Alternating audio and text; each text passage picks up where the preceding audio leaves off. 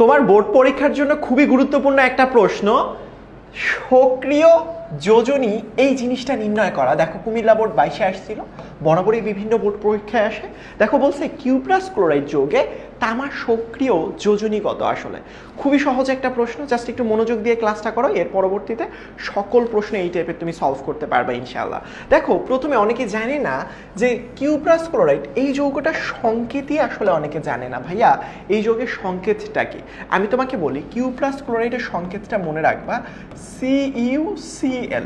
এখন দেখো যখন তোমাকে বলবে না সক্রিয় যোজনী, মনে রাখবা যারা জারণ বিজারণ অধ্যায়টা পড়েছে তাদের জন্য সব থেকে ইজি। মনে রাখবা যে ওই যে যৌগটার কথা বলেছে, এই যৌগে কপারের জারণ মান কত, অথবা এটাতে কপার কি অবস্থায় আছে, +1 নাকি +2 এরকম টাইপের। যেমন আমি যদি এখানে বলি কপার বা কিউপ্রাস ক্লোরাইডে আমি যদি এই যৌগটাকে একটু ভাঙার চেষ্টা করি, তাহলে তুমি কি পাবা? Cu+ এবং ক্লোরিন মাইনাস। এখন এখানে কার বলছে? তামার কথা বলেছে। বলো তো তামা এখানে কত প্লাস হয়েছে? একটা প্লাস না শুধুমাত্র, তাই এখানে সক্রিয় যোজনী হচ্ছে 1।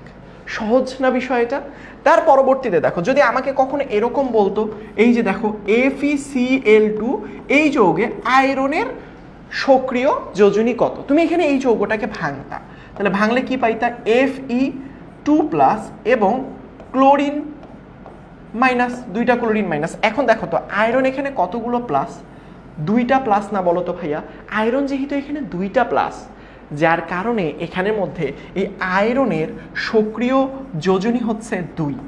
বোঝাতে পেরেছি নিশ্চয়ই? সেম একইভাবে আমি যদি অনেক যৌগ লিখি, ধরো আমি এখানে লিখলাম সালফার ডাইঅক্সাইড। সালফার ডাইঅক্সাইডকে ভাঙলে কি হয়? একটা সালফার হবে, এই যে দেখো দুইটা অক্সিজেন, একটা অক্সিজেন কিন্তু -2 হয়, তাহলে দুইটা অক্সিজেন মিলে -4, এটা হবে আমার +4। যদিও বা জিনিসটাকে এভাবে এক্সপ্লেইন করা যায় না, কারণ এটা আসলে আয়নিক বন্ধন না আসলে, যার কারণে এখানের মধ্যে তুমি চিন্তা করো সালফার হবে +4, যার কারণে আমি যদি এরটা সালফারেরটা জিজ্ঞেস করতাম, তাহলে সেই ক্ষেত্রে সালফারের সক্রিয় যোজনী হচ্ছে কত বলো তো ভাইয়া? 4 হতো। কত হতো?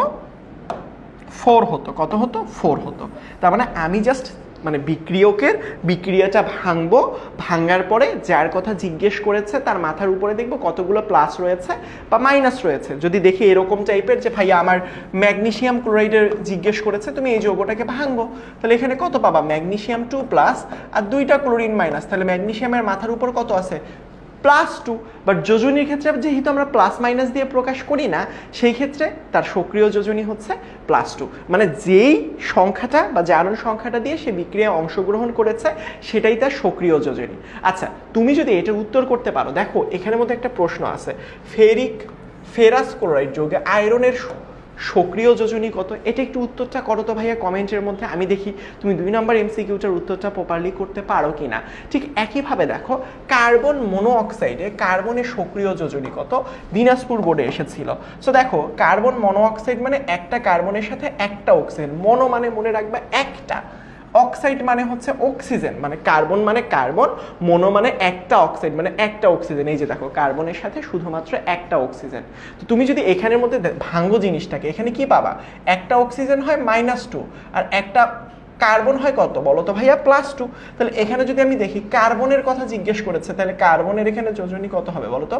+2। তাহলে আমরা এখানে জারণ সংখ্যাটা বের করলাম +2, কিন্তু আমাকে এখান থেকে বুঝতে হবে যে এই জিনিসটা, সেটা হচ্ছে আমি আসলে যোজনীর সামনে প্লাস মাইনাস না, সেটাকে বাদ দিয়ে আসলে কাউন্ট করি, যার কারণে উত্তর হবে শুধুমাত্র 2।